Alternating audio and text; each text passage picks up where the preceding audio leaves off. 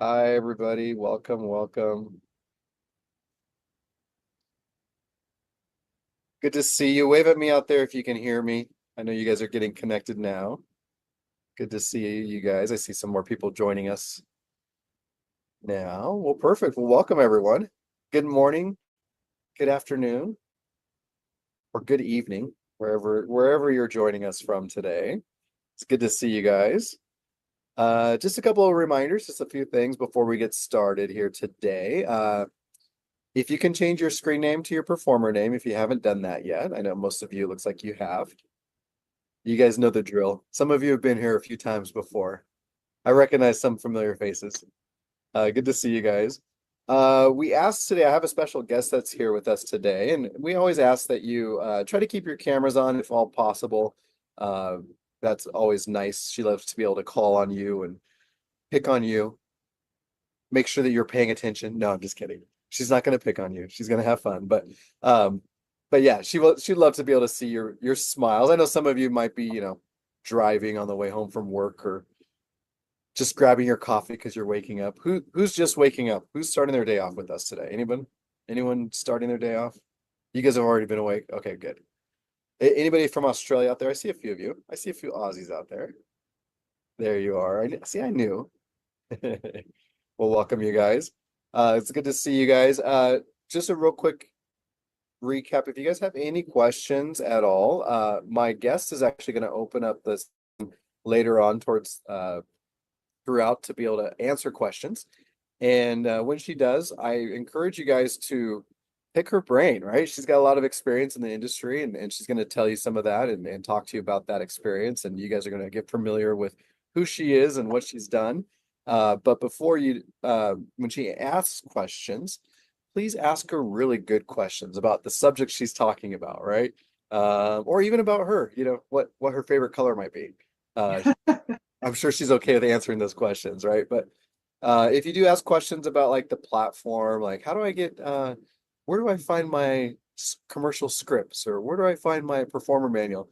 She has no idea where those are located because she doesn't, unfortunately, she's not a part of the platform. She's just a special guest with us today. So you guys do have an email though that you can direct to the team if you do have questions. I know that there's a way on the chat in the platform that you guys can ask those questions. So if you do have any of those types of questions, please do send those through the platform.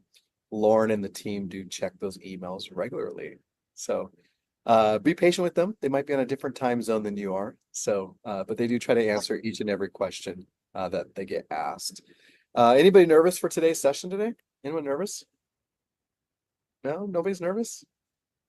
Well, I'm nervous. I'm nervous what's about to happen now. No, I'm excited to be with you guys. I'm actually on I'm in Arizona right now. Last time I was here hosting, I think I was in Puerto Rico. And then Yes, we're it was yeah, okay, yeah, it's been a few weeks. And then I was in but since then I've been in Germany, I've been to Italy, I've been to where else did I go? New York, and now I'm here in Arizona. And my next stop is LA in 2 weeks. So I'm excited about that. Anybody from LA oh, there? we'll Anyone? have to get together. Yeah. Yeah, Yeah, I if will we be have time. there. I will be there 2 weeks from now. So the weekend for the preview event. So we will I'll be out there. I'm not sure exactly the amount of days I'll be there, but definitely for at least 3 or 4 days. So I'm excited. I haven't been to LA. It's been a minute. So ready for some good weather. Anybody in LA out there today? Nobody in LA? Anybody want to go to LA? Anybody want to join me in LA in a couple weeks? Let's just do that. And then we'll all go to Disney World. We'll or Disneyland. We'll make it a day. Monday. All right. Well, I don't want to waste any more time. I do have a guest that has a lot of knowledge for you guys. So I'm gonna let her introduce herself to you guys, and she can do a better job than I can. And then let's go ahead and give a round of snaps for our guests today. Thank you for joining us, and the floor is yours. Take it away. Okay, let me see. There you are. Now I see everybody. Hello, everyone. My name is Von Schaack. It's very nice to meet you. Snap, snap, snap. So we're going to cover, I'm going to give you kind of an outline of what we're going to cover. I am going to have you all at some point stand up, and wherever you are, hopefully you have a little bit of room to walk or to pose. Definitely, we're going to cover what you do at the bottom of the runway, how you start at the top of the runway. It's an hour and a half is not enough time for me to basically go into a full-on teaching course, but I'll pinpoint certain things, do's and don'ts on the runway. And then maybe I'll have somebody walk for me, and then I can critique, and I will walk for you and show you exactly, how it's done, in the fashion world. Some of you may have already had some classes, so we can build on that. We're also going to talk about print, posing, and then I'm going to, Jeremy is going to put in the chat, he's going to put a commercial up. It's a Jack in the Box commercial. I'm going to teach you how to break it down. So we're going to talk a little bit about acting too. Truthfully, when you try to find an agent and you interview with an agent, they're going to ask you, do you know how to do a commercial? Can you slate? Can you speak? Are you afraid of being in front of the camera? Most of the time, most of people who are models also are actors, but not always. And the truth is, you're much more valuable if you can, even if you're not a full-fledged actor, where you're not doing TV or film, you at least need, as a model, to know how to break down a commercial and actually perform a commercial for an audition. And the reason for that is that, for instance, I was just talking to Jeremy about here in a regional market, which would be Chicago, Los Angeles, Dallas, that's in the United States. I know you guys are from other areas, but when you're in a regional market,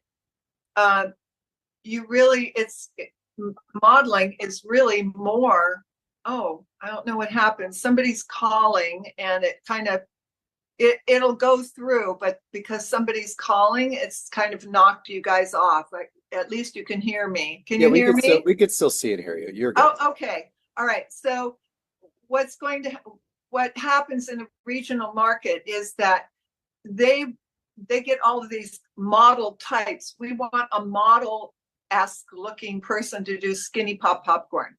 The runway shows are more during Fashion Week. The big box stores, there are big box stores, but they're fewer in the United States than there used to be because of Amazon. I'm not really sure about where you live. The print campaigns, most of them, the big ones, originate in New York or Paris or Milan. They kind of originate in the bigger markets. So if you're not in that bigger market, there's still a lot of work, but it will be more commercials and some print. But maybe it will be, the print might be for the websites. There's a lot of that going on for websites. Also, as you see when you're on your cell phone, that there are pop-up ads that pop up, and those are very lucrative as well. And then it will say, if you want, press this arrow to skip the ad. Well, that's advertising. And because people are on their phones all the time, that is what's happening in today as far as advertising goes. Everybody is doing the pop-ups. So it's very important that you know how to break down a commercial. So we're going to do that today. I want to share with you that I have a book called Modeling Success. I wrote this during COVID. Modeling Success, you have the question, I have the answer.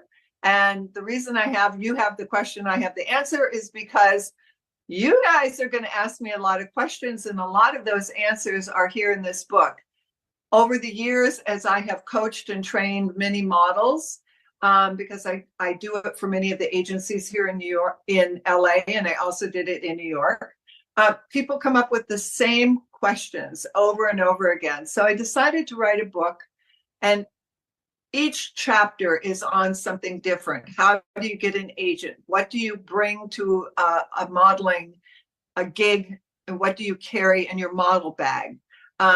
What different types of modeling are there? It's all broken down into little sections. So this is available on Amazon, and you just have to punch in my name, Suzanne Von Schaack, and or modeling success, and it will come up. So to get started, I wanted to talk a little bit first about print, and then we'll get up and we'll do some runway. So there are tools that you need in the business to really succeed. And just like any business, there are tools that you need. So all of you are going to eventually need what is called a comp card or a Z card. And that is a headshot on the front with your name. And on the back, there are usually 4 pictures. So this is one example. This girl is very, very, very thin, and she was more of a teen. She's not great in bathing suits because she's so thin, but she had nice long legs. So she just didn't put a bathing suit picture on there. So that is her. This girl happens to have a bathing suit on, and she is very, very upscale. But as you can see, she can also market herself and bring herself down to be kind of a tomboy look. So when you do your Z card, you want to do different looks to try to lead the client and the agent in an area so that you can show how you market yourself. So if you have a great bathing suit body, male or female, you want to put one on. If you don't, for instance, I rarely did bathing suits. I'm 5'11". I'm very, very fair skinned. Even if I get a spray tan, it looks fake because I'm so light. So I also did not have the curves in the bust area. So I'm very long waisted, so I was much better for couturier, working with couture designers. I did a lot of ready to wear catalog as well, but bathing suits were not my thing. I did not put it on my card. So you do not want to advertise what you're not good at. You want to know what your best qualities are, and that's what you want to use. So there's one girl here that I worked with and packaged and put together, and she happens to have fabulous hair, and she has a very good beauty look. So most of her pictures on her Z card are beauty. So you can see she's very pretty, and she has this fabulous hair. So we did a very nice with good makeup on the front. And then on the back, this is a beauty shot. That's a beauty shot. This one is kind of fashion and beauty. And then she does have a good bathing suit body. So we packaged her more towards cosmetics and hair. And that's basically, she does a lot of runway too, but that's where she makes her money. So I'm just giving you these examples because I'm trying to help you think about yourself. How do I package myself? How do I brand myself, right? And if you're very athletic, and you can do a lot of athletic active wear for print. If you're volleyball, you do soccer, and you're that type of girl or guy, you can wear those types of clothing and put it on your card. And that will lead people into, oh, okay, maybe you're not a couture model, you're not 5'11", and maybe you're 5'6", 5'7", but you can do active wear. That's what you want to put on your Z card, okay? Here's an example of a guy. He happens to have muscles, which he wanted to show that he's in really good shape. But he has a lot of active wear on the back, but he does look good in a suit. So he put a suit on there as well. But as you can see, he's really promoting himself as a buff, kind of activewear guy. Do you see that? So he's branding himself in that way. Okay, and then you will have your stats at the bottom, which would be your height, your shoe, your weight. Sometimes they ask for your weight or your sizes. He has them up here. Height, shoe, waist, shirt, length of sleeve, his inseam, and then he has his hair brown, eyes brown, and then his name was on the front. Okay, the reason you need this, it's very important, is so I produce fashion shows as well. So when I do a casting, I'm maybe seeing 100 people at a time, men, women, children. I'm seeing across the board for a show. If you show up and you are fabulous, but I'm seeing 100 people and you don't have anything to leave behind to me, I don't have time to stand up and take a picture of you. If you don't have a Z card yet, just a headshot with your information on the back, like an acting headshot. That's better than bringing nothing. Okay. I really, every client needs something, because as you can see, he auditioned for me and I made notes down at the bottom, right? So everybody takes notes, and everybody who casts has a good pile, the yes pile, and a no pile. And then they have a maybe pile. And they have a way of coding, like a definite, if it's for walking or print. Sometimes you only need 2 people, a guy and a girl, for print. But when you do a fashion show, you usually need 10 girls, 10 guys, and maybe 7 or 8 kids, sometimes more. I have a show coming up where I have 70 models. Nobody is making a change. Everybody wears one garment. So to cast that many people, you have to, 70 people that I have to cast, I have to see double that, like 140 people. And that's usually done in 2 days. And the first thing that happens is you get their Z cards. They're just sort of sent to you, and you go through them and say, send this one, this one, this one. And then there'll be a pile that you don't send because you don't quite fit the designer's mode of what they're looking for. Okay. So there's a whole thing that's for casting that's done before you ever get seen in person. Okay. So it's very organized, and technology has made it so that we can see Z cards and or headshots and things can be sent through agents to casting, so that you can kind of weed out and then decide who you want to see. So your pictures are the number one most important thing that you need to get through the door. If you don't have good pictures, you may not get asked to the audition. And they're usually put up on LA Casting. So also your pictures are going to get you through the door to get the agent, who's then going to use the pictures to go on the Actors Access or LA Casting that's sent out to casting directors when, if you're the right type for the job.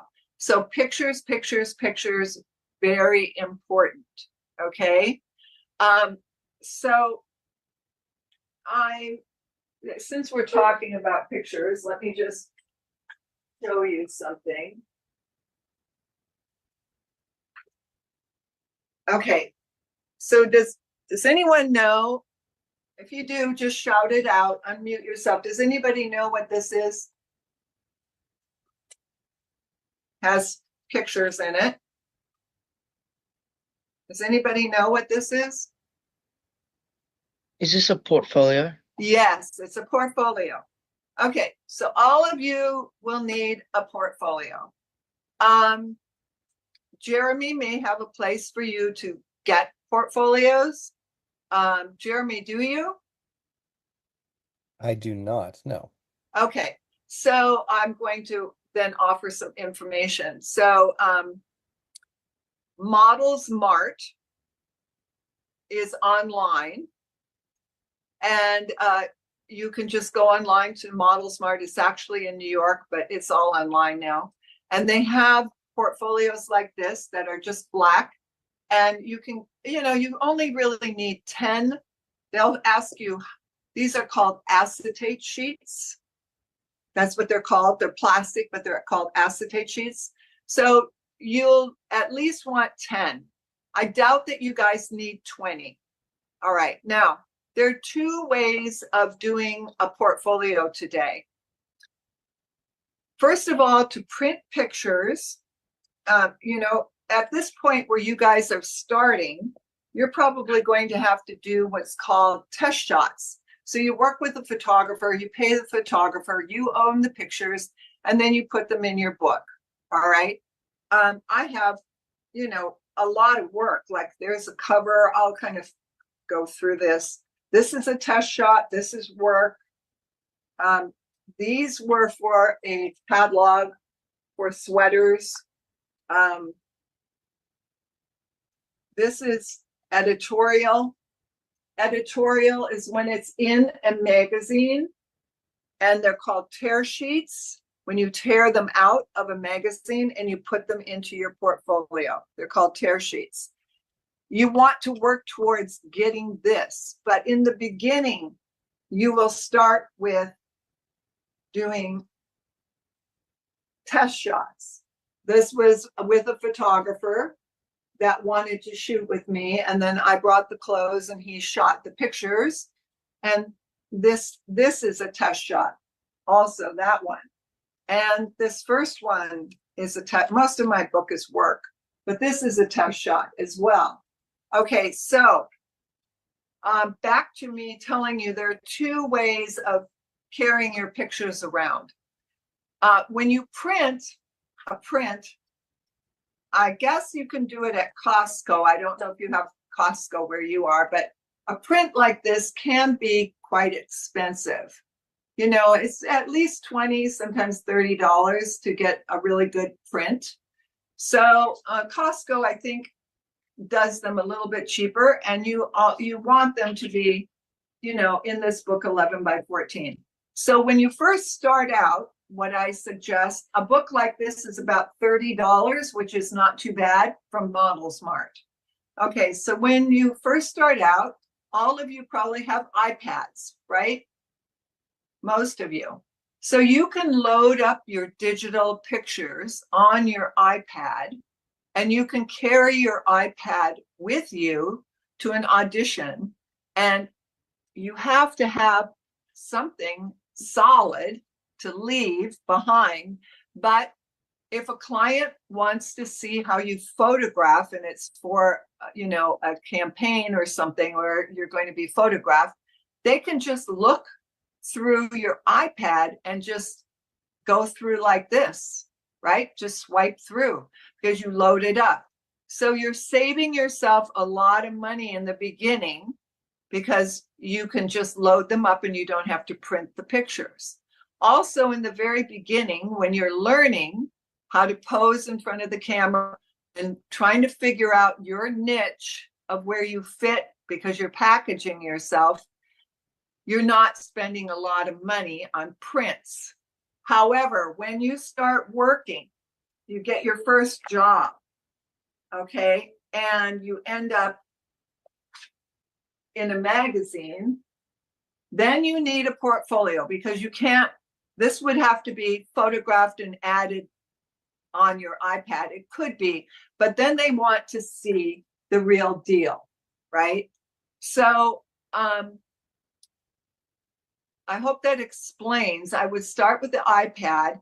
And the other thing that's going to happen is the first photo shoot that you do is still going to be a learning process. The second one that you do, you're going to know, the first one, my hands weren't quite right. Your hands and the way your feet are placed can ruin a picture. Mostly it's your face and your hands can ruin a picture if they're not positioned right. So you might do a photo shoot and maybe you'll only put 1 or 2 pictures on your iPad. And then eventually you do a second photo shoot and you say, oh, I should have used these clothes, this would have been better. And then you're going to replace those. You might get rid of them, and and you guys are also young.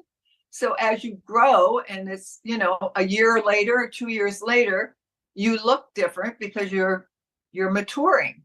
And so you replace photos much more quickly. So I suggest beginning with the iPad. When you start working, you want to have a portfolio. Okay.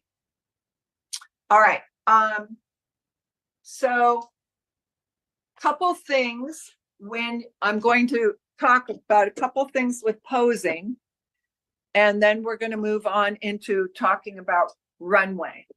Okay. So when you pose, a lot of models that are beginning think that they can just, that they have to continuously move, that they have to continuously just move all the time.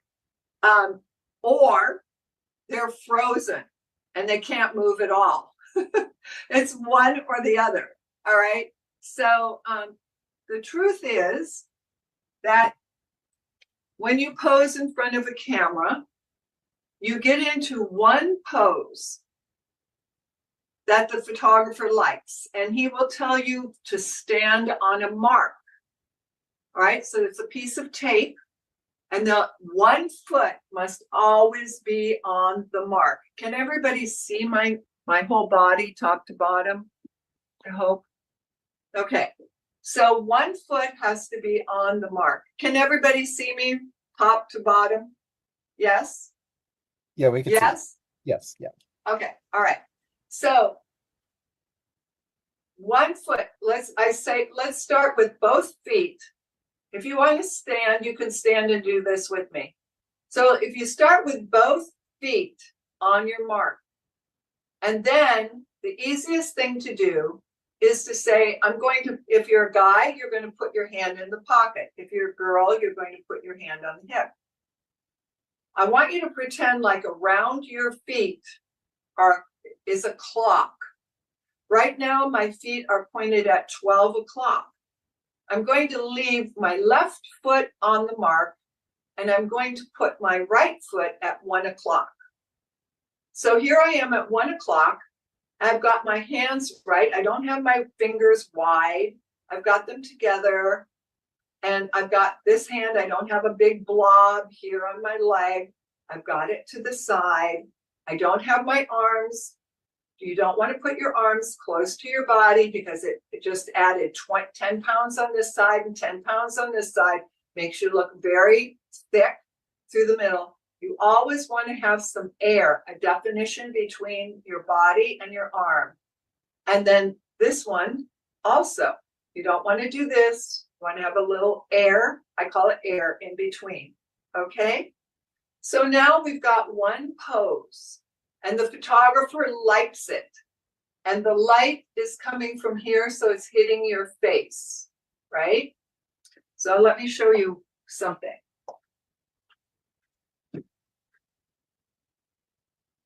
This is an umbrella, but when you're in a studio, there's an umbrella like this in white.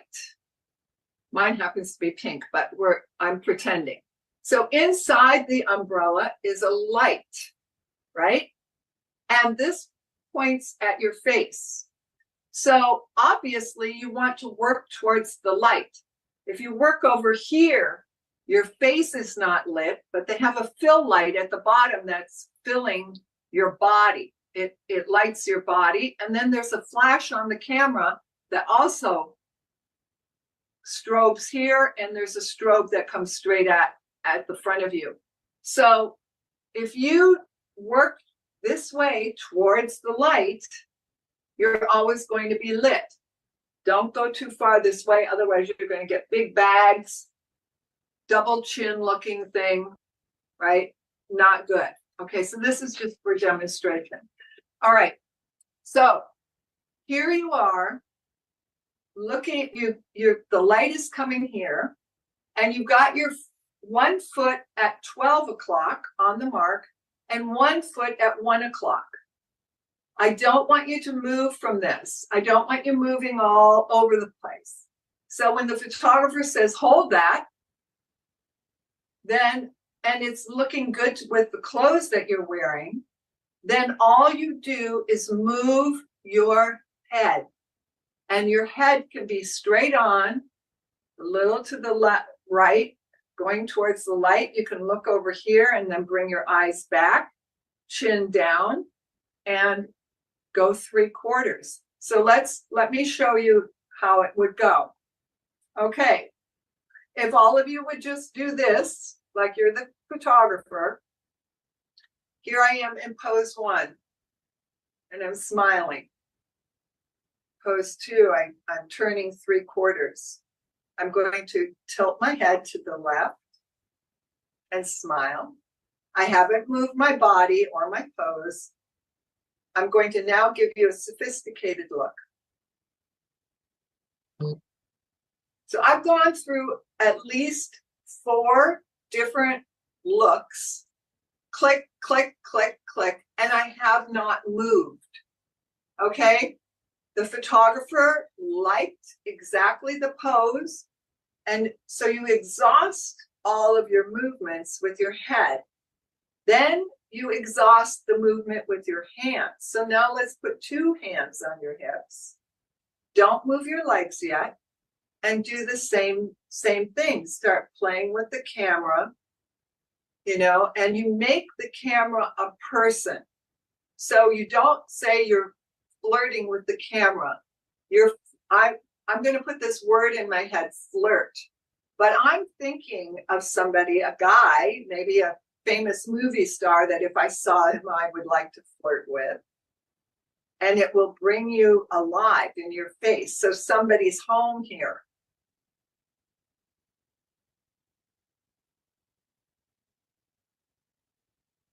You see all those little tiny nuances, right? Okay, so that's the way you work a camera. That's the way the ones that you have, you know, as household words, the models that you know, that's how they work the camera. The people who try to do what the stars do and don't know about putting a word in their head or whatever, they're doing this. They're flat, or they're moving all over the place, and the photographer has to constantly try to keep up with them to focus on them. Even if they're on their mark and they're moving all over the place, the photographer has to keep focusing. You want to get into one spot, let him focus, and then work the magic in your attitude and the way you warm up to whoever you're flirting with. Flirting with, having sophistication, you know, put different words in your head and let it come out. Also, the words have to kind of go with what you're wearing. If I was wearing a beautiful ball gown, I would be a little bit different.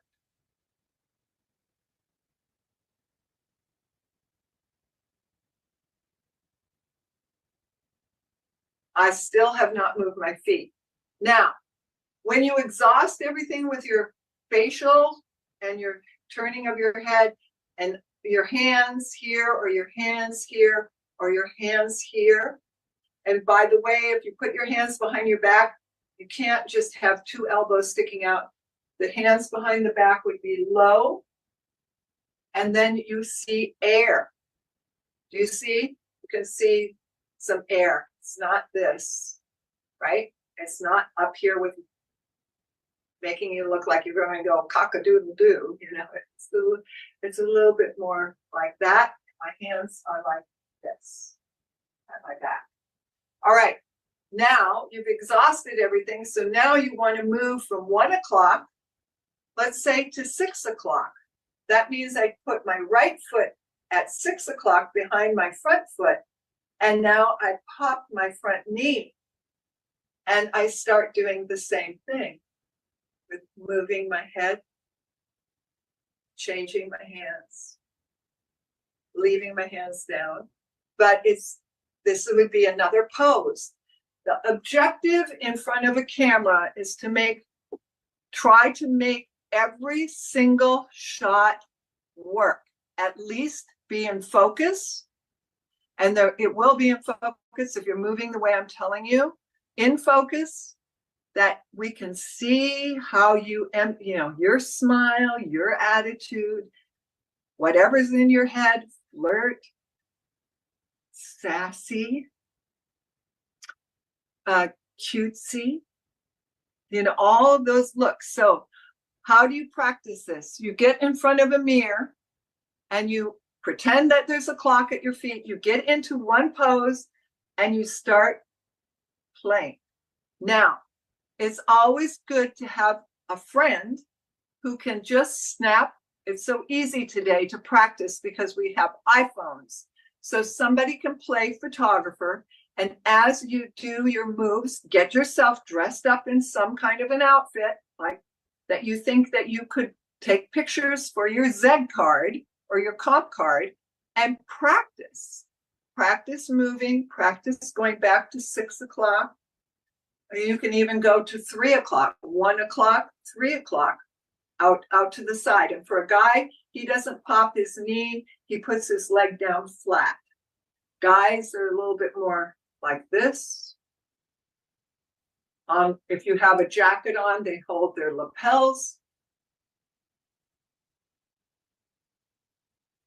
Guys are a little bit more simple, where girls are a little bit more posy. Okay? And you don't always have to direct towards the camera. You can look away from the camera and then come back to the camera. All right, so those are some tips for posing. Do I have any questions about any of that? Okay, if you think of any questions about the posing or your Z card or the tools that you need, write them down and then I'll answer at the very end, because we're going to move on. I'm going to try to cover a lot of topics. Okay, so now let's move on to runway. And this is where I basically made most of my money. I was discovered by Givenchy.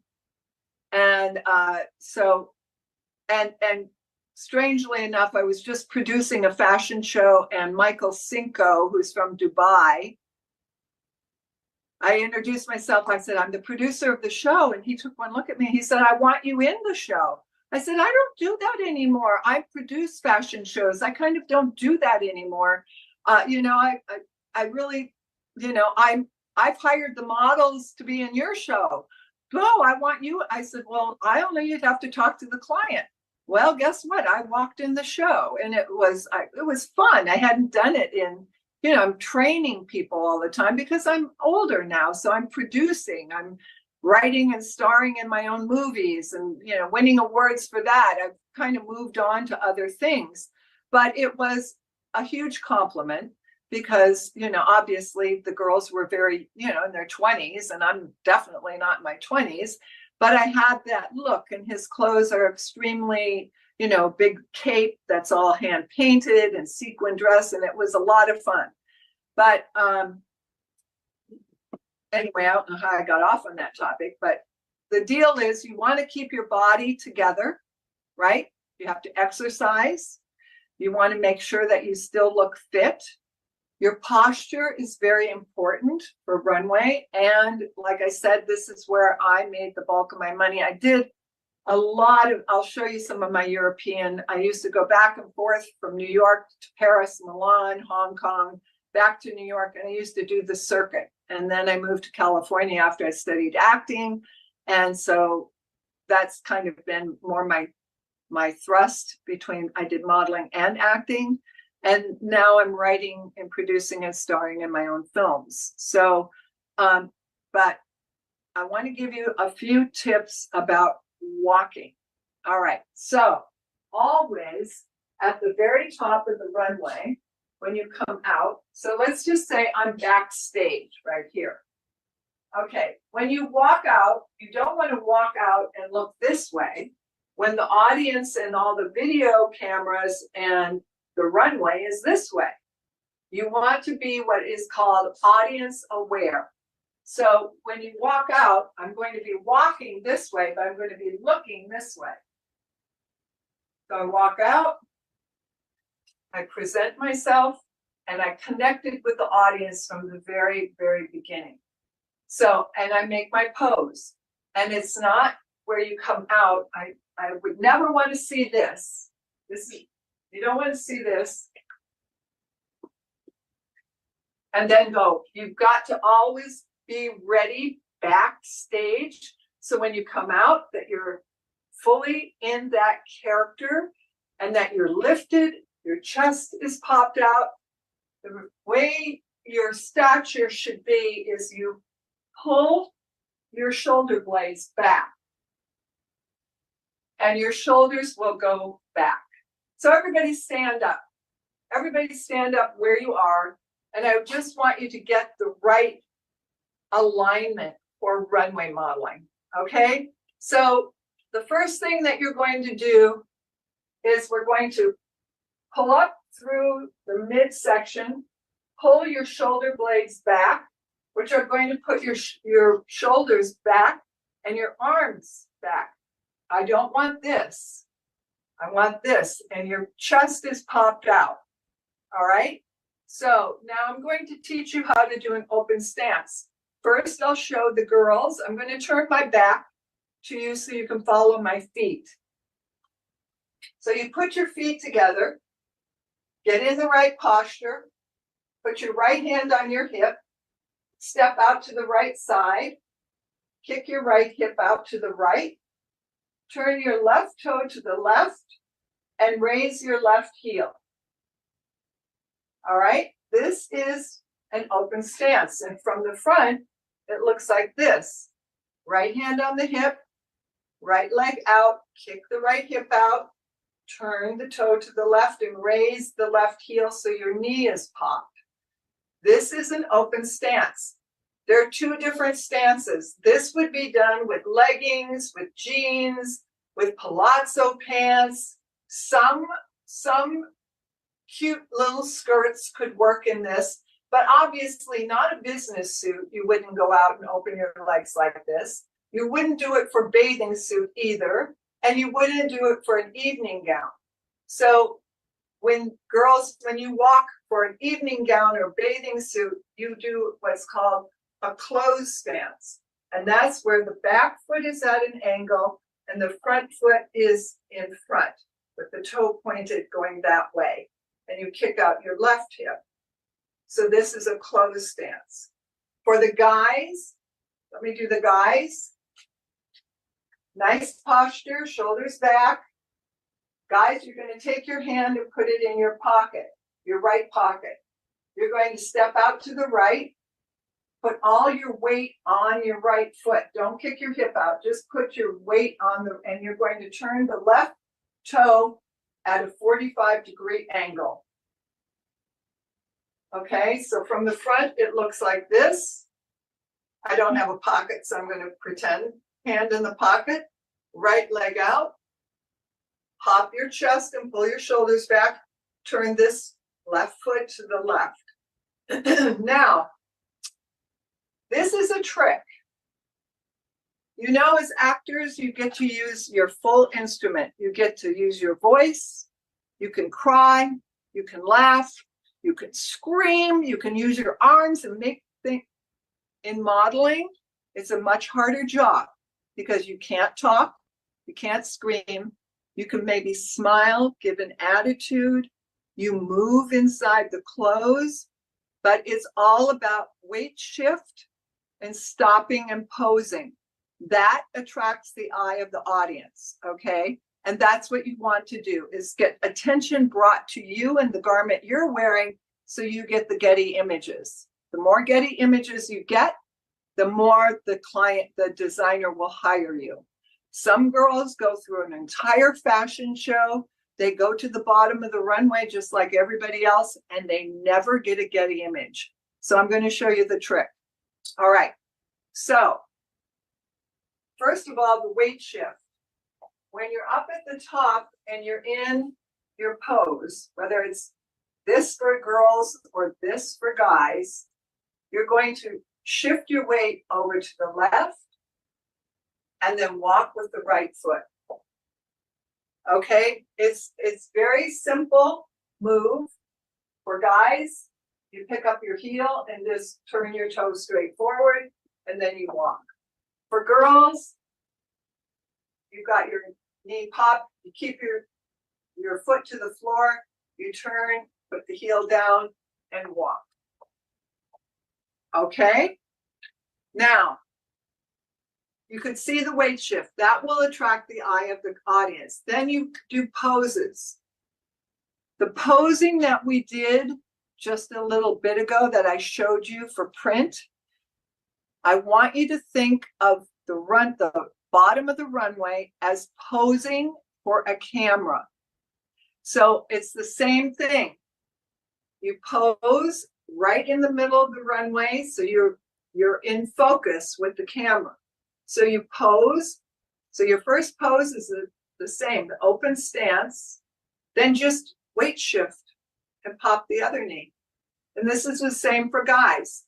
Pose with your knees not like this. Yours is flat. Pose, shift, pose, and then you can do what's called the step out. And that would be step out towards the camera. So you've got 3 poses.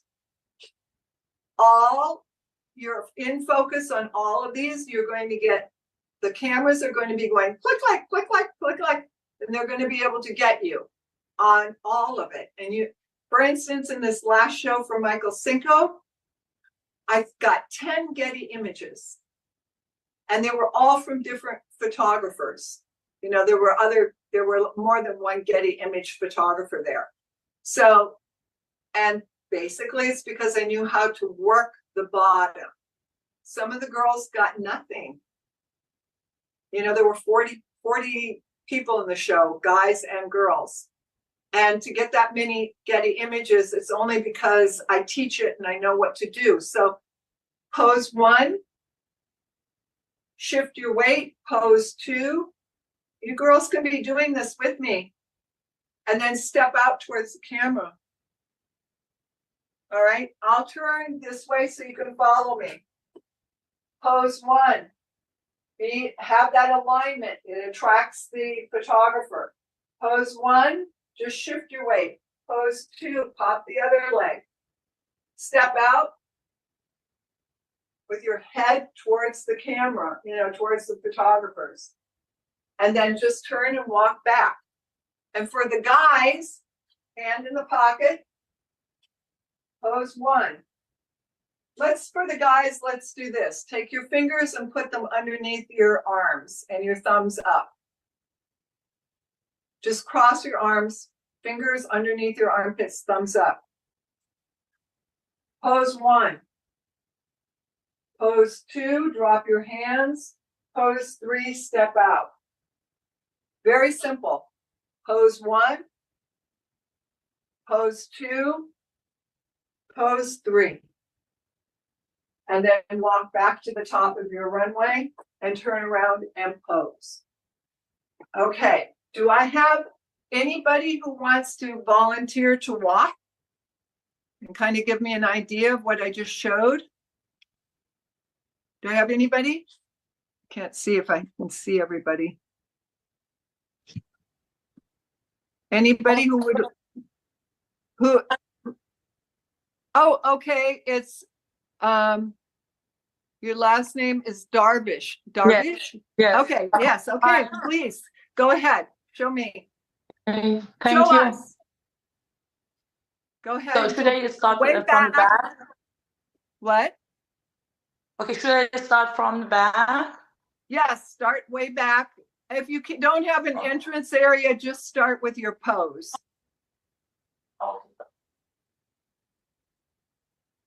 Perfect, that's great. Okay, show me your open stance. Turn your left foot all the way to the left. There you go, pop that knee. Good, okay. Good, give me pose 1. Okay, take your left hand and put the left hand down. There you go. Pose 2, both hands on the hip. Good. Pose 3, step out towards me. No, you're turning. I want you to step out. So watch me one more time. Very good work though. So pose 1, pose 2. You're wanting to step back. That's going to diminish you. You want to be bold and step forward. So it's pose 1, pose 2, step forward. You see, half my body's this way, half my body's that way, but as I stepped out towards the camera. So give me pose 1. From Show the me- back. No, right here at the bottom. Right here at the bottom. Pose 1. Good. Pose 2, both hands on the hips, pop the other knee. Now, take your right leg and step towards the camera. No, that's, you turned. I want you to take the right leg and step forward. Step forward with the right leg. No, watch. Watch again. This is what you're doing. You're doing 1, 2, and you're turning, which is fine, but I want you to do this one. 1, 2, watch. I step out. Okay, you got it. Okay, let me see you do it. Pose 1, pose 2. Good. Step out. Nope. Take the right foot, take your right leg and step towards me. Yes, turn the other way. Take the right leg and the right shoulder and step towards me. Turn your body to the left. Okay, do this with me. Do it with me like this. Pose 1, pose 2. Take this leg and go this way. So, can you follow me? Yeah, I am. There you go. That's it. There you go. That's it. Okay, show me pose 1 again. Pose 1, pose 2. Okay, do that last one, step towards, there you go. Now just turn your head and walk back to the top. Should I just turn from my left Just shoulder? turn your head to the left and walk back to the hallway. Okay. That's it. Yay, she did it. Yes, very good. Okay, so very, very good. Brave girl for also trying, because it wasn't like I took you step by step by step by step. I kind of showed you. So I'm going to show everybody now how I would walk it so everybody can see it, and then you can practice it, okay? So I'm going to start back here.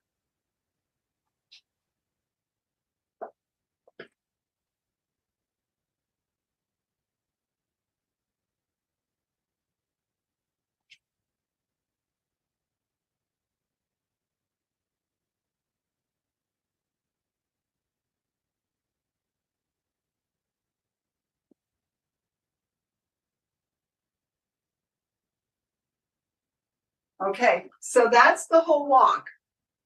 The poses that you do at the bottom, you have to hold them 1 1,000, 2 1,000, because the photographer, when you land, he has to focus on you. So he's focusing, so hold it 1 1,000, 2 1,000, then change 1 1,000, 2 1,000, and you can even look and keep the flashes going. You can just do your head, just like I showed you for print. Then step out for when the flashes kind of die down, then step out, do another pose. And you can look this way and then back, and then turn and go back. You're going to get a whole bunch of Getty images that way. For the guys, you can do a pose 1. Bring your hands down and your chin down for pose 2. Step out for pose 3. Arms up for pose 4. Then move. It's just little slight changes. Okay? Everybody got that? Let me just check time because I want to get on to the commercial. Okay, so this is just about the right amount of time. So I want to just see very quickly if I have any questions about the modeling part, about the getting the pictures at the bottom of the runway, the Getty images. Anybody have questions about this section? Anybody? Anybody? Yes. Okay, Taylor. Hi. Hi. I was wondering, so what is like the minimum height you have to be? Because I turn 15 next week, but I'm 5'7" and I don't think I'm gonna be growing anymore. And I'm pretty sure 5'7's like the starting point. Is that right? So, you know, what you have to have is a fabulous walk, and even at 5'7", especially with, you have a very couture look, exotic look. So if you have an amazing walk, just wear the platform with the heel, right? Which is going to make you go up further. And so, and really tall girls like me, we don't wear the platform. So that's going to even us out. And make sure that your walk is just really perfect, pristine, perfect. And your poses and all of that, and you carry yourself well. And I don't think it's going to be a problem at 5'7". You got to always wear the right shoes and be in control of those shoes because they're higher than most everybody else's. Off the rack for print, your height is going to be perfect because, you know, they don't design like in, you know, Nordstrom, Macy's, Amazon clothing and all that. They really do it for the general public. And they kind of hit the 5'7", 5'8" mark. You know, there aren't that many women that are 5'11", you know what I'm saying? So they don't really design, they design for the masses. So for print, you're going to be perfect. But for runway in Paris, you might have a little bit of a problem because you're always going to have those shoes on when you walk through the door. You can't walk in with your tennies on, because if the girls walk in with their tennies and sometimes they change into their shoes, you're going to look really short, right? So you're going to have to always be aware of that. But I don't think it's going to be a problem. You just have to get the right shoes. The one with the platform on the bottom and then the heel at the back. Right? Yeah. Platform is about this, you know, a good one. Okay. Do I have any other questions? Hi, I kind of have the same question. I wanted to ask you that if I've always been passionate about runway modeling, and I'm around 5'6", and I'm like facing the same problem that most of the agencies are telling that no, runways are no for you. But meanwhile, I see many plus size and 5'6" models and like pretty successful, like Paloma, if you know Paloma Assessor, and also they are runway models. And if I want to get into that, should I like start with commercials and printing? Like, should I start that first? Great. How do I do it so that I'm actually part of the video? Okay, I don't know, somebody else was talking. So yes, work on the commercials, work on your acting. The modeling, things will come up for plus size.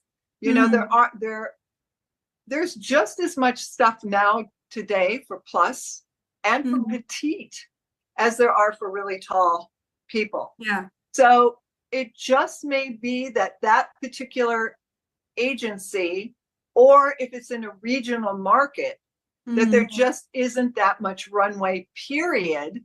You know, because even here in LA, there used to be so many stores when I first moved out here, and you could work every single day, and you could go up and down the coast, and you know, and go to Santa Barbara and do a show, and come back to LA and do a show, and then go to Orange and do a show. And there wasn't as much traffic back then either, but you could do a lot. And it was seasonal, you know, there are seasons where it's more busy than others. But, and you could make a good chunk of money. But as I said, because the stores are not promoting like that so much anymore, they're doing a lot of things on social media, which we will talk about for you guys as well, about your social media accounts. You know, the business has changed a little bit because of technology. And things move very quickly, and a lot of these stores are advertising online. So they used to do a lot of in-store fashion shows. That pretty much has gone by the wayside, and there's just Fashion Week. So there's very little in the stores now, and I'm not sure what agents you're seeing and in what area. But Yeah, if you're I'm in Toronto, Canada. Oh, you're in Toronto. Okay, so that's a big market. Yeah. So, you know, if an agent doesn't see you that way, then you're going to have to hone up your acting and your commercial skills. And then when a modeling job comes up for plus size, you go on it. Yeah. Right. Okay. Yeah. All right. Any other questions? By the way, I just want to say to all of you, it's very important that when you really start this career, that your Instagram, not as important for Facebook, but your Instagram should only have things on it that relate to modeling, acting, singing, dancing. Okay, they don't really, your clients will go and look at your Instagram and see what red carpets you've been on lately. You know, if you've posted any fashion show pictures or what designers you've been working with, if you posted any new headshots or anything like that. They're looking to kind of get an overall view of you. They really don't want to see you with your favorite pet or your family photos. Keep that more on Facebook. Your Instagram account has to be professional. So, by the way, let me give you my Instagram account. And you'll see on mine, just recently, I went to a red carpet opening for a movie called Black Creek, which is a Western with all martial artists. And these martial artists are all very well known. So you can kind of look through mine. My Instagram is SSCHAACK07. And look at other professional Instagram accounts of like Bella Hadid, you know, who's a top model. Oh, thank you, Jeremy. Jeremy just put it up on the chat. Different male models, different actors, look at their, you know, they have their fan pages is what and so you can see what they're doing, where they're performing, everything. So you want to keep your personal, maybe on Facebook. I use Facebook for personal, and everything I put on Instagram, I also put on my Facebook, but I don't put very many of my personal pictures on my Instagram. There are a few, but mostly if you go through, you can pretty much see, oh, she's an actress and she's a model and she coaches, you know, and you can see coaching sessions and things like that. You get an overview of me. I also want to tell you that on your professional Instagram, you want to be careful what you say, because people do look, you know, and if you're doing things that you shouldn't be doing, you know, that are really personal, you know, like drinking, you know, or, you know, with friends, you don't want to put that. You want only work related things. You want it to look professional. Okay. Even political comments, you want to be very careful, because people take offense to different things and you want to work. So, you know, keep it clean, keep it, you know, professional. Okay. All right. So all of you should have seen, Jeremy should have put up in your chat a commercial called Jack in the Box. And what I'd like all of you to do is to copy that down on a piece of paper. I want you to actually write it down on a piece of paper because I'm going to teach you how to break down a commercial so that you don't go in and just read the commercial and there's no acting. All right, so copy it down on a piece of paper. There it is, he's got it up. Take a pen and a piece of paper and copy it down. And then you need to have a pencil or a pen there where I'm going to teach you how to break it down. Okay, is everybody writing it down?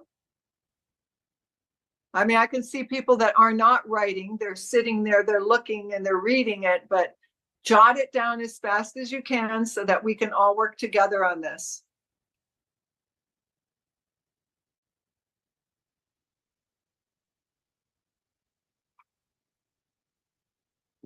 When you're done, would you just, put your hand up or put a hand, you can put a little hand thing in the corner of your screen. Let me know that you're done.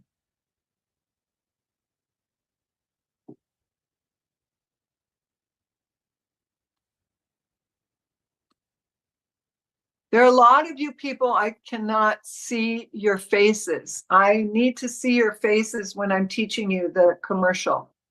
There's Ali, Drummond, Kira, James, Shaha. I need to see your faces, please.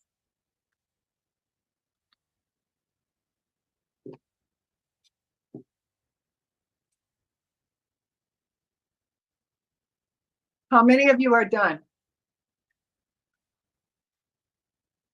Okay. Neil is done. Okay, Taylor is done. She's got a hand up. Anybody else done copying it?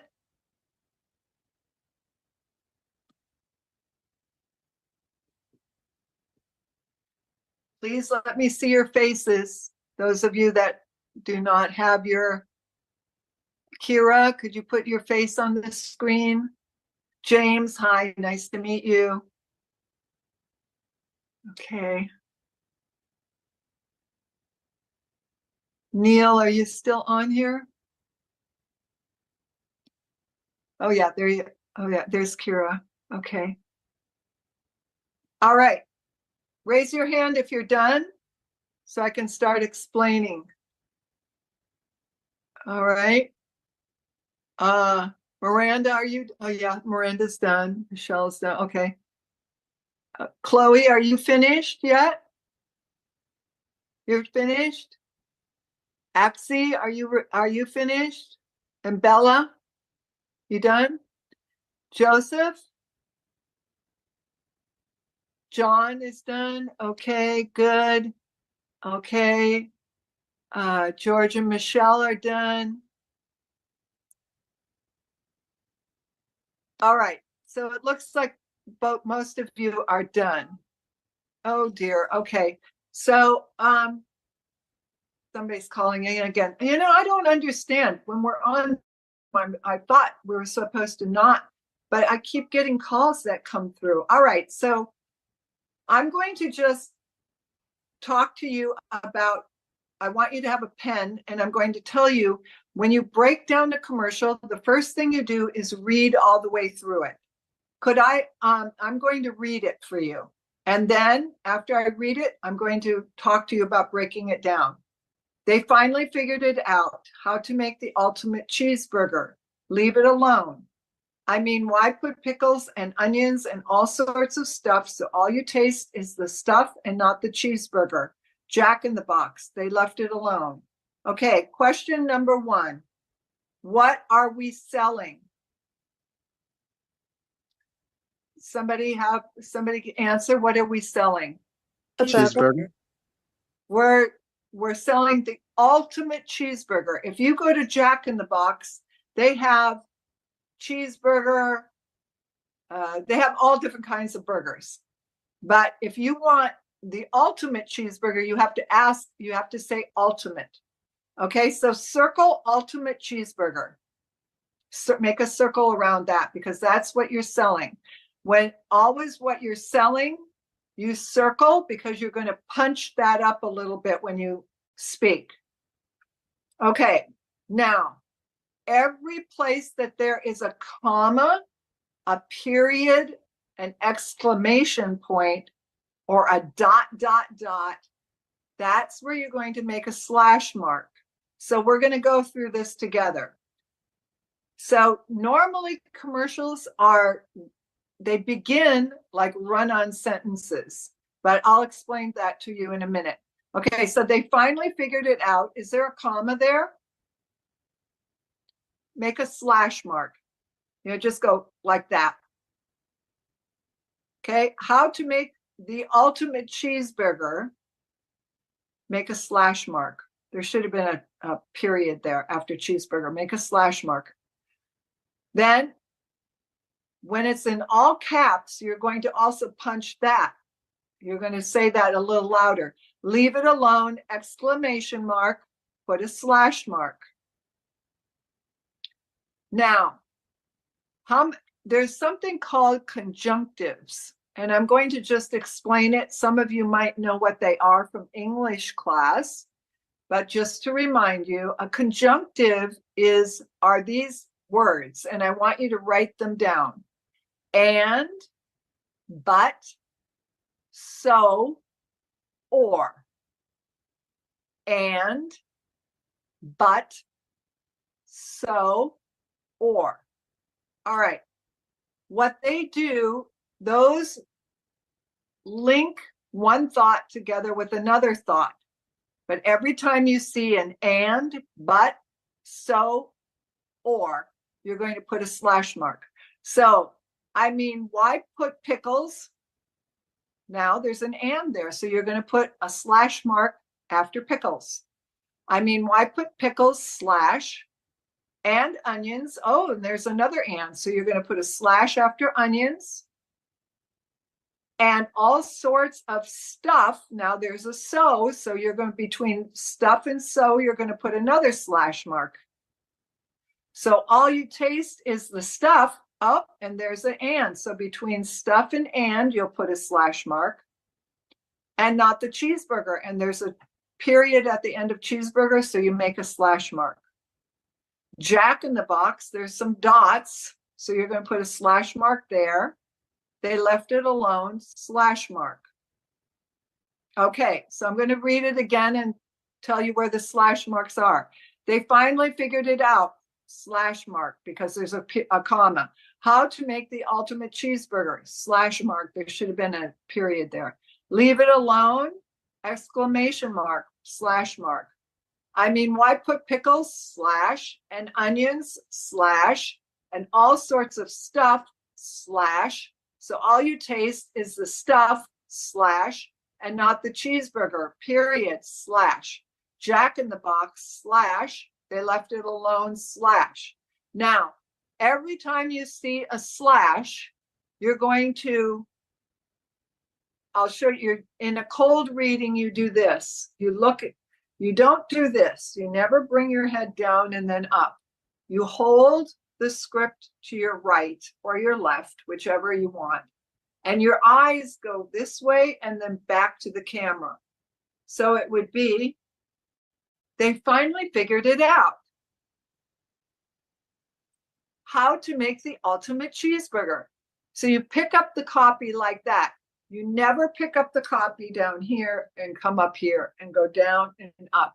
It's always to the right and back like that.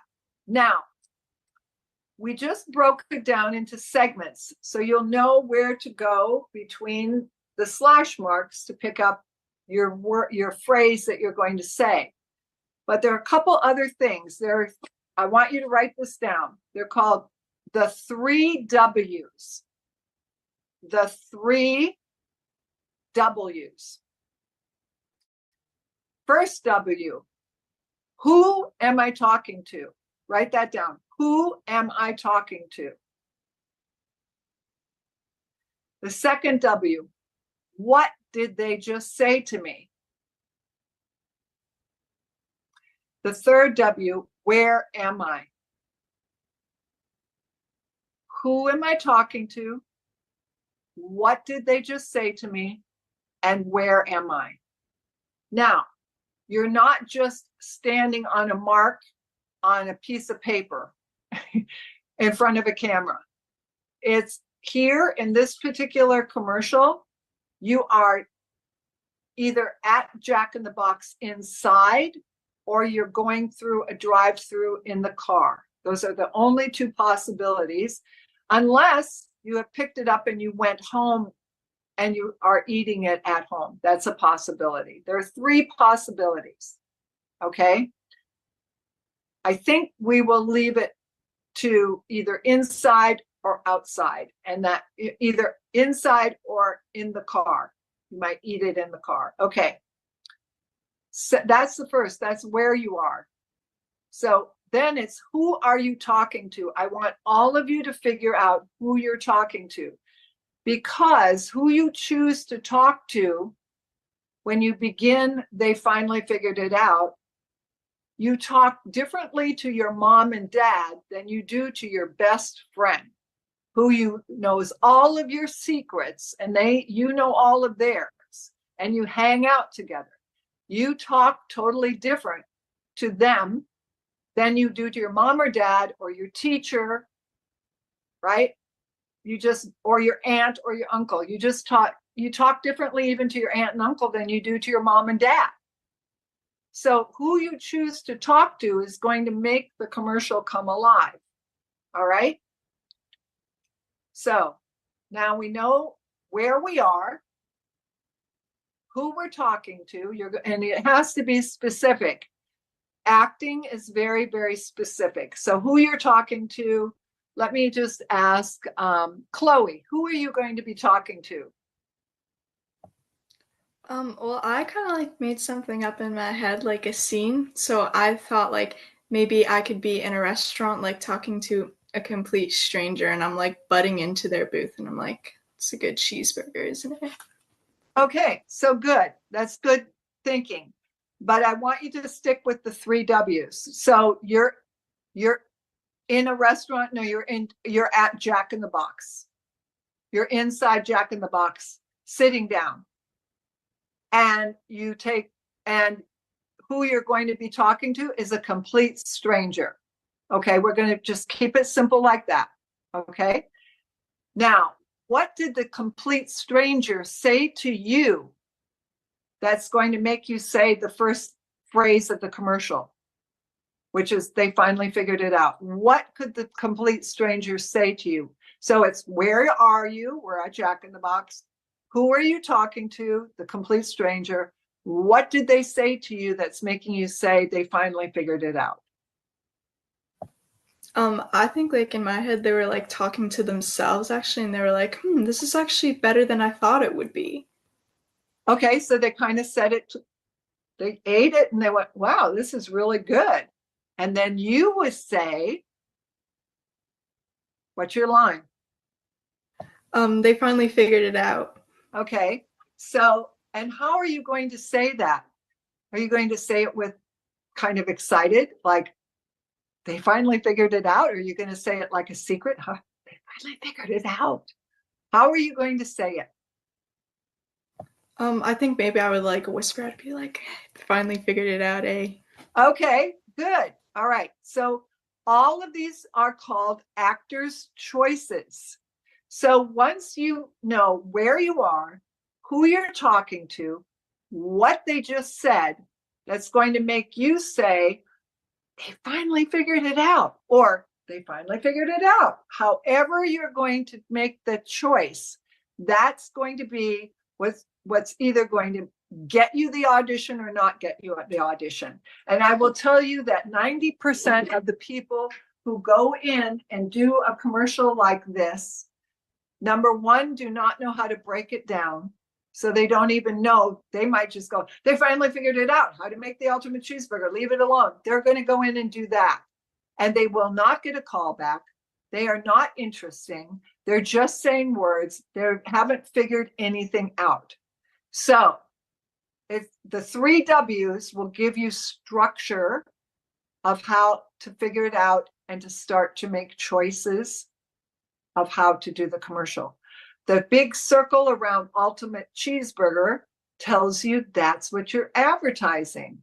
And also when you say Jack in the Box, it's in great big capital letters. So you know you're going to have to, that's what you're advertising too, because it's in capital letters. Leave It Alone is in capital letters. So you want to be bold on that. Plus there's an exclamation mark after it, which means you've got to pop it. Okay.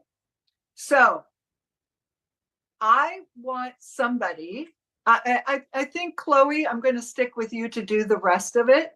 So I want you to take the piece of paper and hold it like I've got mine held over here to my right.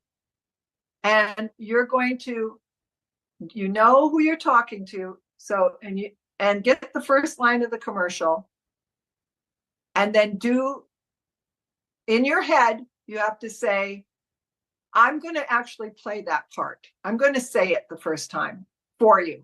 But normally you run it through your head. So, this is better than I thought it would be. They finally figured it out. How to make the ultimate cheeseburger. Leave it alone. I mean, why put pickles and onions and all sorts of stuff so all you taste is the Okay, I'm going to stuff? stop you so that we can demonstrate correctly. Okay, so I always, when you deliver the line, I don't want your eyes jumping back and forth. I want you to grab it, and it seems like forever, but it's really not. How to make the ultimate cheeseburger. Deliver it to the camera, right? Don't deliver it a little bit. How to make the ultimate cheese. I want the whole thing delivered. The Leave It Alone was great. Leave it alone. Then you go back to, now this is where you got a little fast. What are your choices here? I mean, why put pickles and onions and all sorts of stuff? So all you taste is the stuff and not the cheeseburger. Cheeseburger should be circled again because that's what we're selling. What are your actors' choices? And anybody who has or knows can raise your hand. Anybody know what we're doing there? What do you think we're doing there on that particular, those lines? Anybody? Nobody has any thoughts? Chloe, do you have any thoughts? Well, I'm thinking that they're just kind of listing things and they're like, ew, pickles and onions. Yes, there you go. It's nasty to you. It's nasty. You might love pickles and you might love onions, but then what food do you not like? Probably broccoli in a cheeseburger. Okay, all right. So your mom says, eat your broccoli. And you go, ugh. Okay, so I want to see that when you say pickles, onions, I want to see that. So it's disgusting to you. So why put broccoli and more broccoli and more broccoli? It's like that.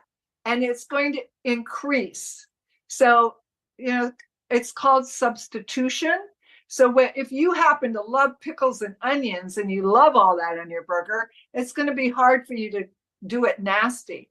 But think of the nastiest food that you don't like to eat, and you get all those little things in your teeth from the broccoli. And why put broccoli and more broccoli? So all you taste is the broccoli and not the cheeseburger. So you substitute until you get the rhythm of what you're saying. Okay? So let me see you do the broccoli part. Okay, go ahead. Why put pickles? No, I want you to do it with broccoli first. Oh, okay. So why put broccoli and more broccoli so all you taste is the broccoli and not the cheeseburger? Okay, now how do you feel about the cheeseburger? You kind of did that nasty. And not the cheeseburger. You love the cheeseburger, right? You ate it in the bit. They finally figured it out. You loved it. And not the cheeseburger. That's the transition. See? Okay, do it again. Why put broccoli and more broccoli so all you taste is the broccoli and not the cheeseburger. There you go. Do you guys see? Do you see? That's the acting. But you've got to be an intelligent actor to figure out what you're doing and breaking down the commercial. Now, I'm helping you and I'm going a little bit fast because we're running out of time. But this particular commercial hits every single thing that you need to know. It's got commas, it's got conjunctives, and, but, so, and, or. It's got commas, it's got big leave it alones and it's got everything. So it also has the transition of the cheeseburger. That's why I said circle ultimate cheeseburger. You're really happy when you say that. And you circle cheeseburger. You're really happy when you say that because that's what you're selling. And then you're also, the brand is Jack in the Box. All right, Chloe, I want you to do this from the top. I'm not even going to say the first thing about, oh, this is really good. I want you to run that through your head, pick up the line, and every time you have to pick up a line, go here and then bring it all back to the camera. Do the acting here, don't do it to the page. Got it? Okay, and this is technique now. Let's see how her technique goes. All right, and action. They finally figured it out. How to make the ultimate cheeseburger. Leave it alone. I mean, why No, put pickles? Don't do I mean to the page. Look, it's I mean, why put pickles? That's the phrase. What you did, you went, I mean, why? And then you came back. I mean, why put pickles? Then go back. And onions. Let me see your technique now. Okay, go ahead. Should I start from the top? Nope, start from I mean. Pick up the phrase. I mean, why put pickles and onions and Don't all do the and sorts? to the page. This is what you did. I mean, why put pickles and onions? Now, pick it up. And onions. Do it to me. Do it to us. Not here. Here. Okay, go ahead. I mean, why put pickles and onions and all sorts of stuff so all you taste is the stuff and not the cheeseburger? Keep going. Oh, sorry, should we keep going? Uh-huh. Jack in the Box. They left it alone. Okay, good. So, what happens when you know the phrases and they're broken down like this, and when you know what you're doing on each, the acting is the doing. I mean, why put pickles and onions? Do you see she memorized that very quickly? And this is another thing that happens, which will make your auditions better, is you have the paper here in case you need it, but it's going to get memorized very quick because you know what you're saying, you know why you're saying it, and you know what you're doing. When you don't know what you're doing, you're buried in the paper. Okay, now, what happens when you go for an audition? In today's world, self-tapes are going away a little bit. They're doing more and more. First audition will be self-tape. The callback will be in person to the writers, director, everybody who is going to be involved with the shoot. So usually in the old days, and it's happening more and more in LA, where you do not get the copy ahead of time. You get the audition and you have to go there and you have to sign in. So I always tell everybody, go early, grab the copy because it's the first time you're going to see it. They haven't maybe sent it to you. Break it down. Don't sit there and read over it and try to mouth it and everything. Read it through, circle what you're selling, then do your slashes, then go back to your car or go to the bathroom. I would say go back to the car or in another area because there are too many actors in the bathroom and they're going to pick up what you know and copy you. So especially if you're standing in front of the mirror and you're saying it out loud, right? You don't want to make your competition better than you. You don't want to give your performance to them. So go somewhere off in a corner to a wall, whatever, and practice it. So that's why you're going to get there early. Let's say your call time for your audition is 10:30 a.m. Get there at least 45 minutes early so you can go to the bathroom, get the copy, sit there, break it down, and rehearse it a few times. So it's close to being memorized. Never count on it being memorized. Always have the paper beside you. I suggest you take a clipboard because when you hold a piece of paper, it makes noise, and sometimes the page turns or whatever. Just take the clipboard. It makes it much more sturdy, and you've got something to hold on to, and the paper isn't making noise. Sometimes they have the commercial around the camera, but it's really hard because some phrases will be here and some will be over here. So your eyes are always moving. It's much better to go here to here. Okay, Chloe, I'd like you to do it one more time. And then I'm going to ask if there's anybody else who would like to do it. A guy. I'd like to see a guy do it. Okay, Chloe, go all the way through. Don't stop. You're going to go all Jack in the Box, they left it alone. Okay? All right. You ready? And action. They finally figured it out. How to make the ultimate cheeseburger. Leave it alone! I mean, why put pickles and onions and all sorts of stuff so all you taste is the stuff and not the cheeseburger? Jack in the Box. They left it alone. Very nice. Bravo. Bravo. Yes. Click, click, click, click, click. Yay. Very good. Good personality. She used her personality. That's what you want to do. Everybody has a different personality. Everybody's going to talk to somebody differently. Okay, I need a guy to tell me who they're talking to, where they are, and what was just said. Guy, a volunteer, guy, volunteer. Do I have any guys that are volunteering? No guys. All right, do I have another girl who will volunteer? Guy or a girl, it doesn't matter. Do I have somebody?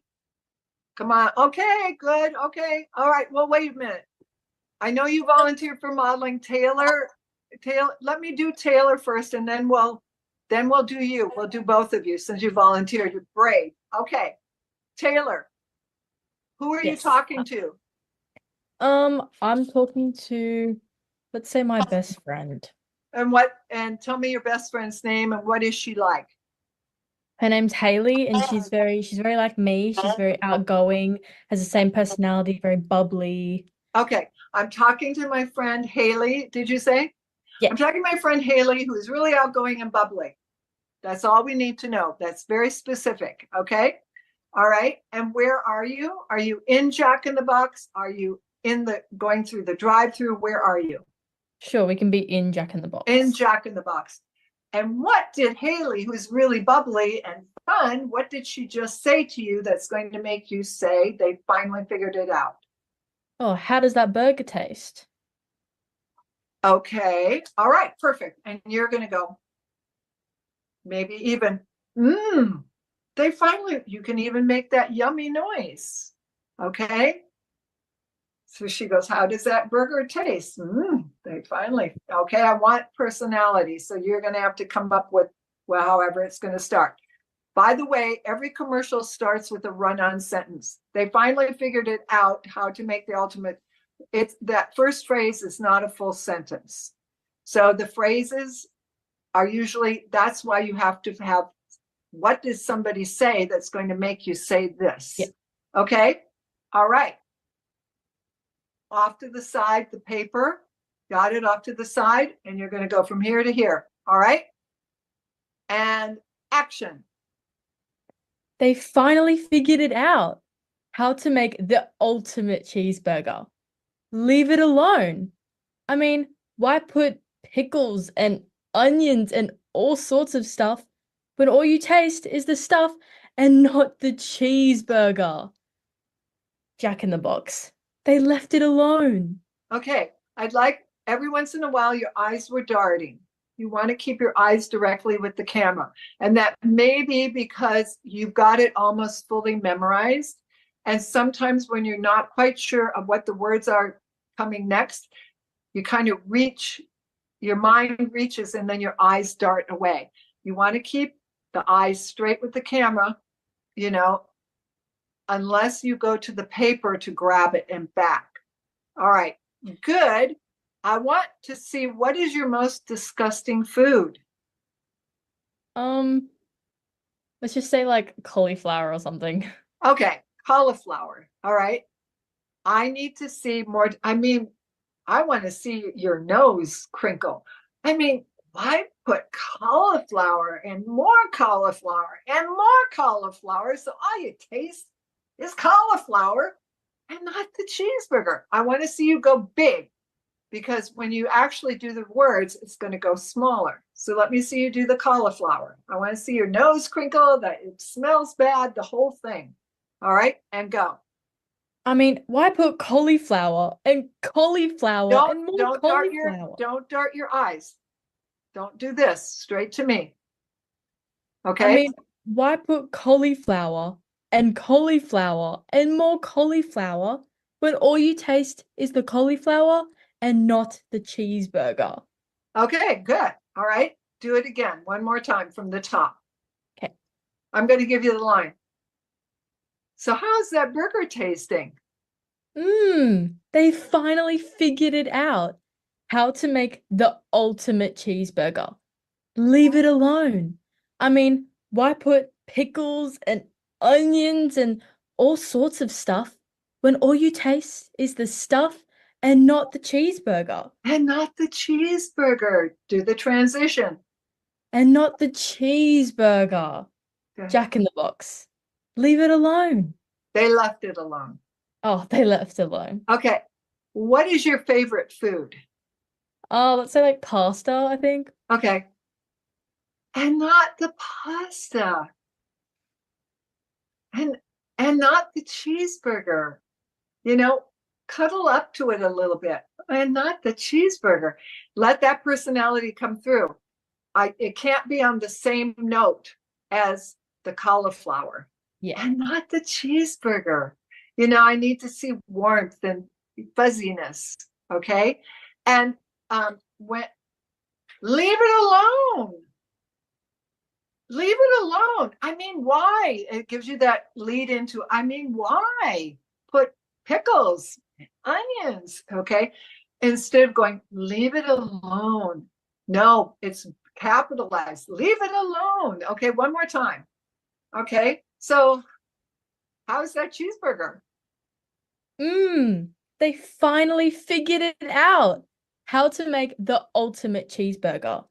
Leave it alone. I mean, why put pickles and onions and all sorts of stuff when all you taste is the stuff and not the cheeseburger? Jack in the Box. They left it alone.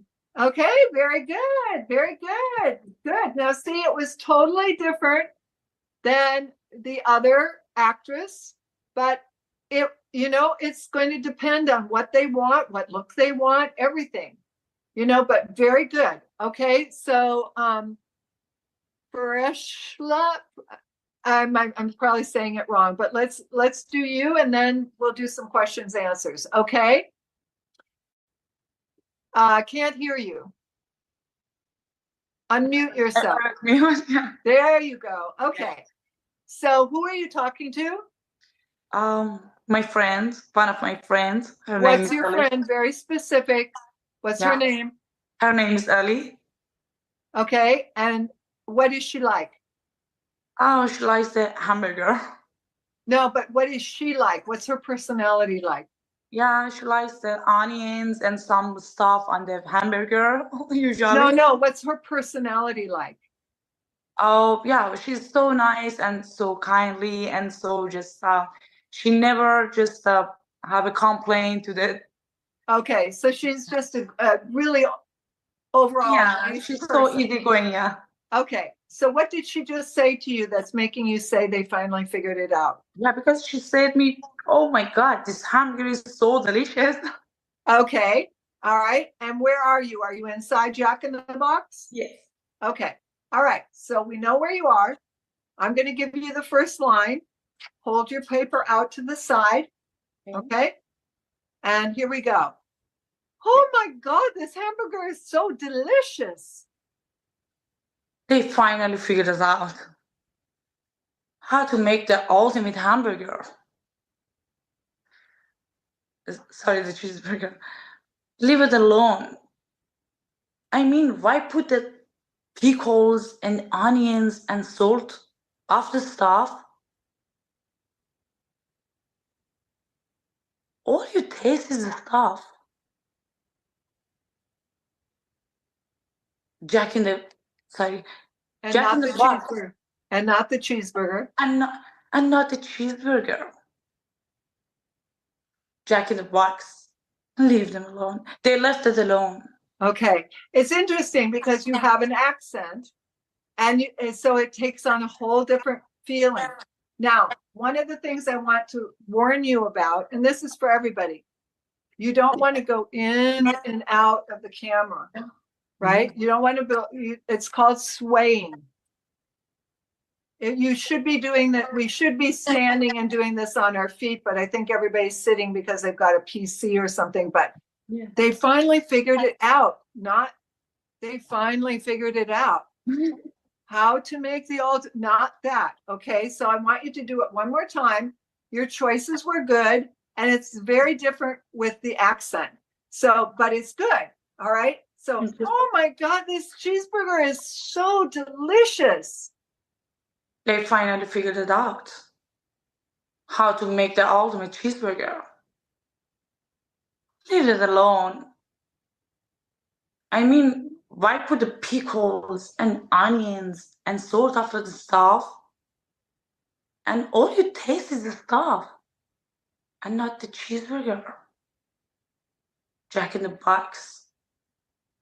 They left it alone. Very good. Very good. Now that was a total different delivery. And do you see when you weren't bobbing? Yeah, sorry. You did so much better. You were more focused.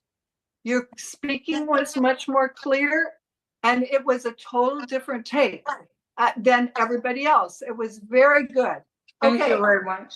Very, very good. All right, now I think we're probably over in time, but I want to do that. Yes, we're a little bit over, but I want to do it. Does anybody have any questions about anything that we did tonight or today or whatever, wherever you are?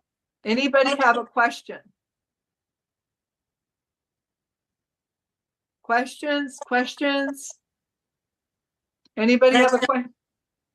Who is that? Hi, I'm here with Michelle and George. Okay, yes, hi. Hi.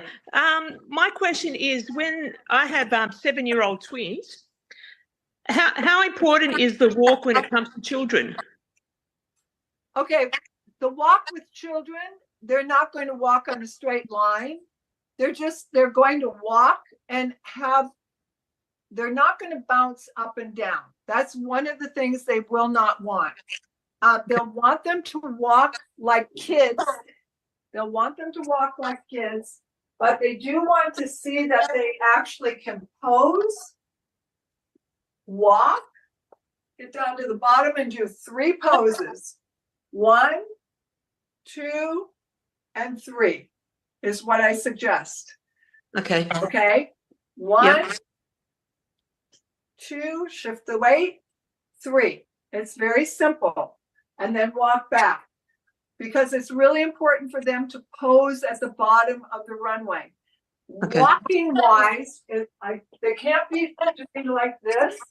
They can't be, the head has to stay, they don't be bending their knees and bouncing up and down and not skipping up and down the runway. They have energy, but it's got to be controlled. Okay. They're still a form. They're not on a playground. They're actually walking and showing clothing, and they're getting paid $200 an hour to do it. Okay.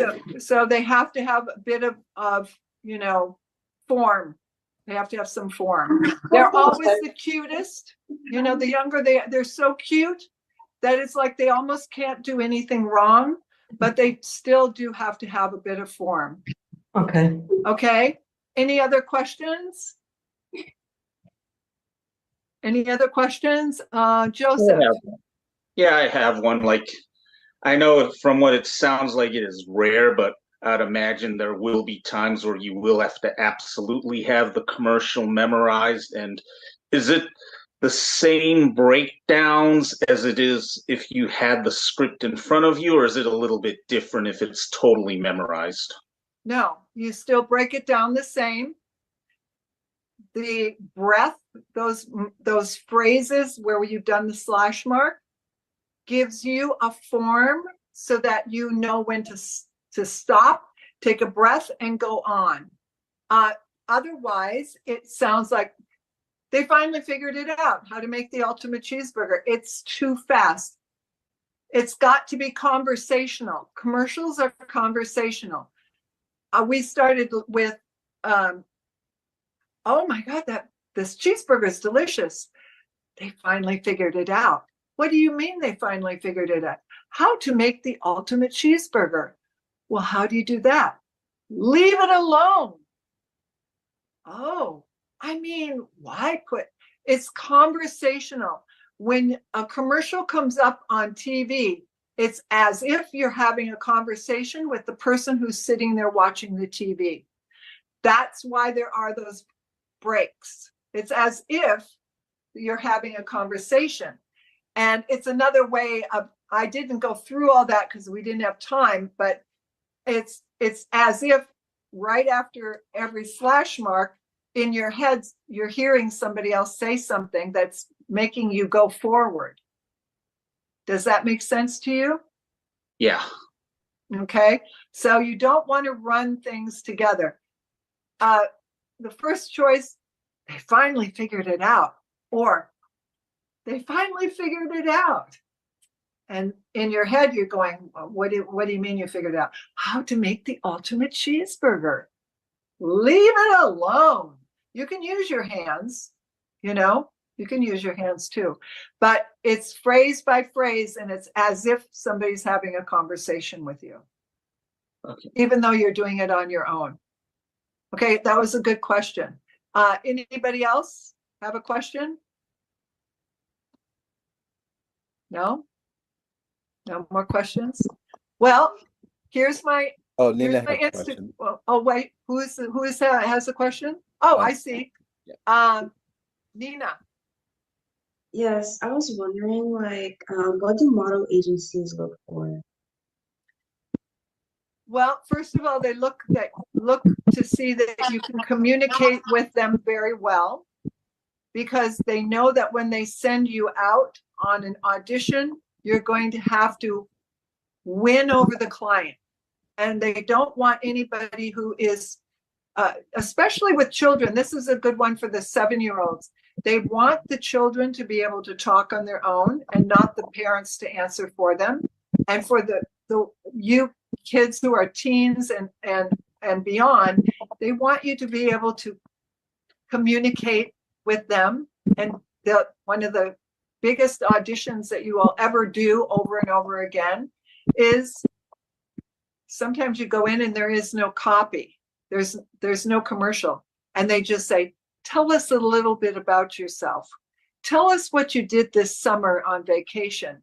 And they want to see your personality. They want to hear your voice, see if you have inflection in your voice, or if you just talk very monotone like this. That's not what they're looking for. They're looking for somebody who has a voice that has an inflection and that has a personality, and they're trying to find your personality and if it matches what they want for the commercial. So all of those things. And then, so an agent looks for that when you come into their office, because they know what you're going to, what situations you're going to be in. And when you go out to meet with clients, if they take you on and send you out, you're representing not only yourself, but the entire agency. And so they're looking for good manners, somebody who, that is a credible person. They're going to ask you to do a commercial when you go in. You should have one memorized. Maybe it will be this one. Sometimes they'll say, do you have a memorized commercial? And you go, yes, I do. And they go, good. Here's one I want you to do that is not memorized. I want you to come in and first do the memorized commercial that you know, and then I want you to do this one. And I'll give you 10 minutes and I'll call you in. So in 10 minutes, you're going to break down the commercial and go in and do it for them, because that's going to give them an idea of how you're going to perform when you're out in the field on a real audition. So they look for all these things. Thank you.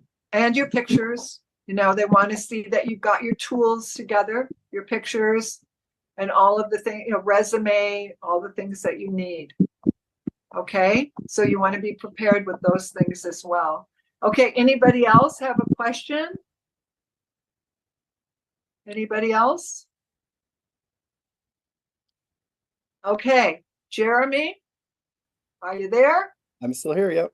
Okay. Well, thank you so much. We really appreciate it. Let's give her a round of snaps for joining us today, guys. I hope you guys got something out of it. I Thank love you. how you make everybody interact with you.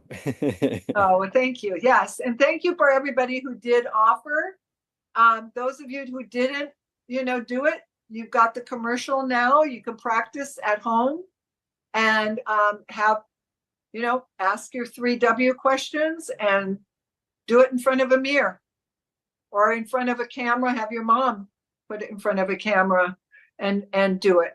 It should be done standing. And then Okay. can we get your Instagram one more time? Yes, it's SSCHAACK07. Perfect. I'll drop that in the chat there. There we go. Well, excellent. Well, enjoy the rest of your weekend. I know you have a Thank you. full day ahead of you. Some of you are already on Sunday. So enjoy the rest of your Sunday, everybody who's on Sunday out there. And we will see you guys next weekend or at your showcase or whenever we're going to see you next. So I'm excited for it. Thank you so much, you guys. I see lots of hearts going up from different people. Thank you for the hearts and the love. You guys, I wish you all a lot of luck and fun. This business is fun, fun, fun, fun. And don't give up. You're going to get rejected. There's no doubt about it. Every job can't be yours. And it can be for several different reasons. You're not tall enough. They decided to go with somebody with blonde hair instead of dark hair. But one of those times when you audition, it's going to be your job. So you just have to keep at it and definitely keep studying and learn from people who can help you. This is the most important thing at your ages right now, where you're still living at home. Those of you who are living at home, take advantage of it. Because when you get out on your own and you've got to pay bills for everything, it's much harder to study. So really focus on what you're doing. And I hope I get to see you guys again another time. All right? Thank you. Thank you. Okay, Have a good weekend, bye-bye. everyone.